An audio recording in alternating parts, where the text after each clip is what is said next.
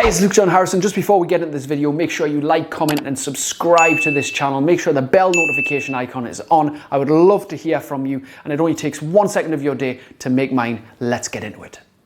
This right here is a couple of kilos of sugar. High grade, real, raw cane sugar. However, many people have said that it is more addictive than cocaine. No, it's not. Because if it was, you would be literally having your face in here, taking it from the source, needing your fix all the time. It's not as addictive as cocaine. However, what it is more acceptable and easier to consume and easier to get a hold of. And it is more valuable to most than cocaine is. Because if we got rid of this, there would be a lot of people very, very upset. Now, sugar is not the enemy. It just so happens to be too easy to consume and too nice to give up and too convenient to let go of. But it's not as addictive as cocaine is. However, it is very psychologically addictive in the terms that you want it and you want it all the time, and it's acceptable to have all the time. The beauty about sugar is that it makes things taste lovely, that it can provide you with energy, carbohydrate, but the downside is too much of it can cause you a lot of problems.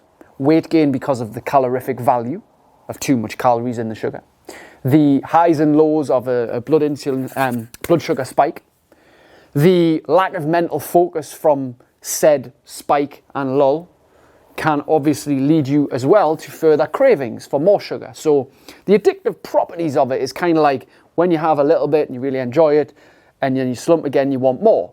Kind of the same as cocaine, but cocaine is on a more severe level. I know that because I used to snort cocaine on a regular basis.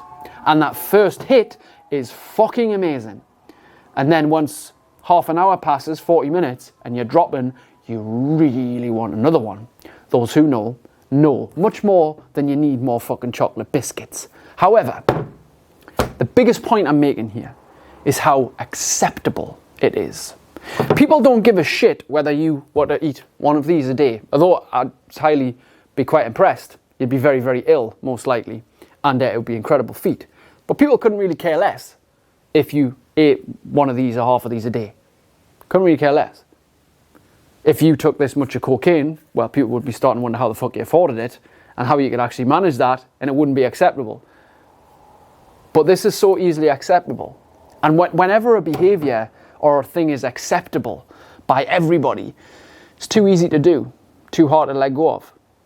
And the thing is, if we were just to relate this to an unhealthy diet, it's acceptable to be unhealthy now. It's acceptable to be in bad habits. It's acceptable to be out of shape because we are in an obesity epidemic.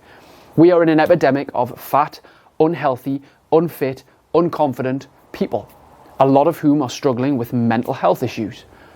But the fact is, it is acceptable to be out of shape. So therefore, it is acceptable to have a massive problem, and therefore many people, not all, many people find a lot of significance in having a significant problem. And so they don't learn to seek help. They don't ask for the right advice. They don't take action on that advice.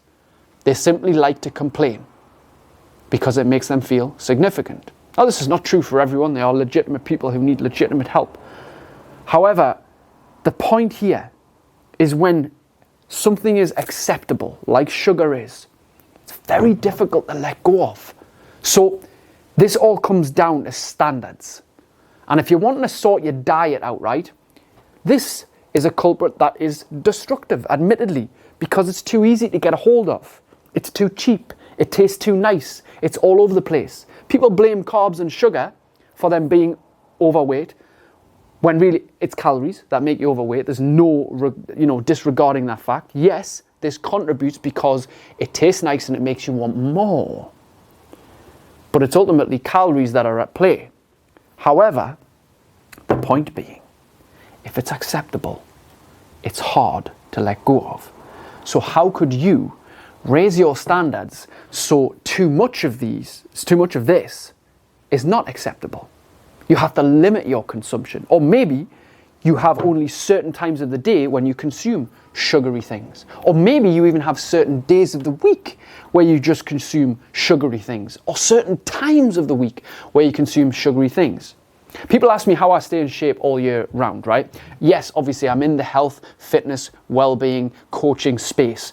So it is part of my job to stay in shape. But however, even when I was a plumber, I still got to the gym 3-4 days a week. I still made efforts to get a healthy diet in. The fact is, it's all about standards. And what I do personally, which helps massively, it may help you, a little bit of advice here, keep things like high sugar foods, all the treat things that you would have at any point and you don't quite have a standard for, keep them to a weekend. And maybe keep them to a certain time on a weekend. So say from 6 till 8 p.m. on a Friday night, you have treats where you indulge in sugar. Or Saturday night, you have a pizza and chocolate with a takeaway, or whatever it may be. And you just have them on those days. Or if you can't do it just on those days, maybe as you say Wednesday night treat, Wednesday night chocolate, and Friday night chocolate. Whatever it may be. You set the standard because it's your life, right? It's your life. You get to choose, right? You get to choose. Don't choose the easy route just because it's acceptable to be fat. Just because the rest of your family are, doesn't mean you have to be. Just because all your mates are pissheads, doesn't mean you have to be. It's about your personal standards, especially true when it comes to your body, your physical health, which is directly related to your mental health. The more physically in shape you are, the better you will handle your emotions and mental state. It's not to say it'll solve every problem, but it'll make a massive difference. Any doctor worth their salt will say, if you want to get a handle on your mental state, your mental health, get physically active, physically healthy. Diet, good exercise, get some fresh air, maybe meditate a little bit. Take your focus away from the media. Do things like have standards on when you eat sugar and when you don't. And hopefully, this has been very valuable. I'd love to hear from you. Send me a message on Insta or Facebook and let's connect. My handles are below on the side somewhere in this video. Hit me up with a message if you found this valuable. I'll see you soon.